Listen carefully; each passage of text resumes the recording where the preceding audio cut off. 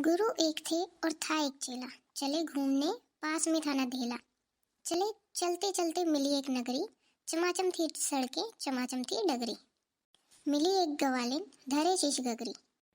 गुरु ने कहा, तेज गवालिन न भगरी, बता कौन नगरी, बता कौन राजा, कि जिसके सुयश का यहाँ बजता बाजा।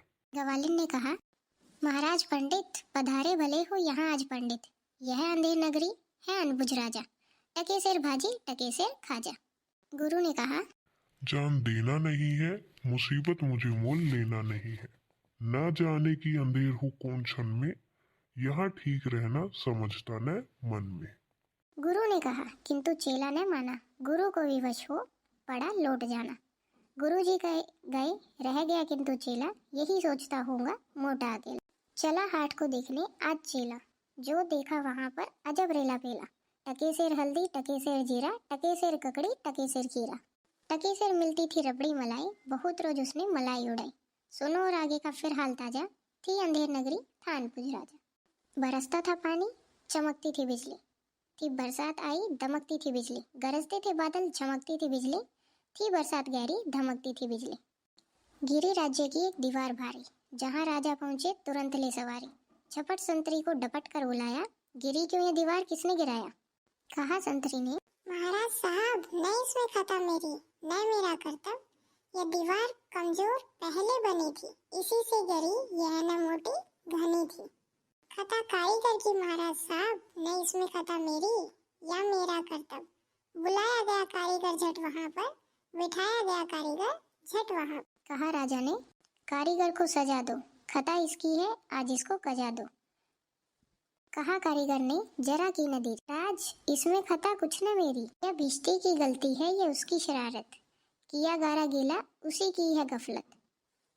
जल्द भिश्ती को बुलवाओ, पकड़ कर उसे फांसी पर चढ़ाओ। चला आया भिश्ती हुई कुछ न देरी, कहा उसने, इसमें मशक खता वाला कुछ आया न मेरी, हुई कुछ न देरी। यह गलती कहा है उसने, जिसने मशक को बनाया, कि ज्यादा ही जिसमें था पानी समाया।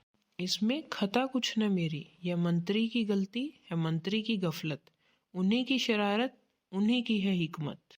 बड़े जानवर का था चमड़ा दिलाया, चुराया न चमड़ा मशक को बनाया।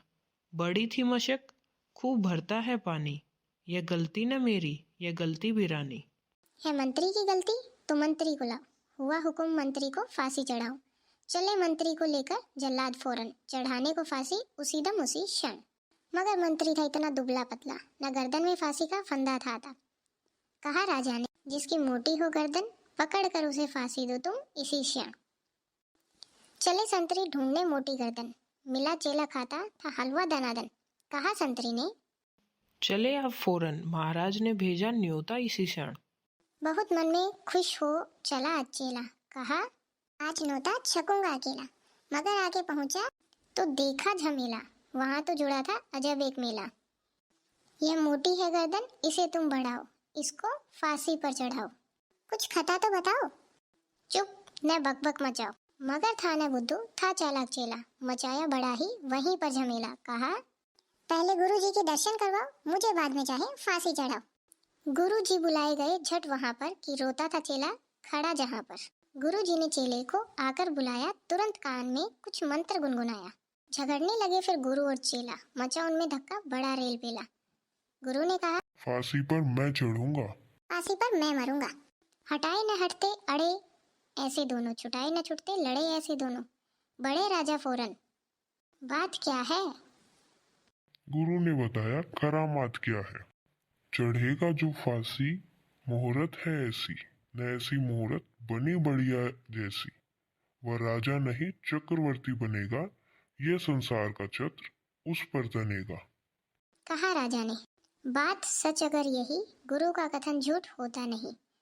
फांसी पर मैं चढ़ूंगा, इसी दम फांसी पर मैं ही टंगूंगा। चढ़ा फांसी राजा, बजा खूब बाजा, प्रजा खुश हुई जब मरा मूर्ख राजा। बजा खूब घर घर बधाई का बाजा, थी अंधेर नगरी था अनबुझ राजा। तो अनबुझ राजा के मरने से सब लोग बहुत खुश हो गए। और ये कविता लिखी है सोहनलाल द्विवेदी जी ने।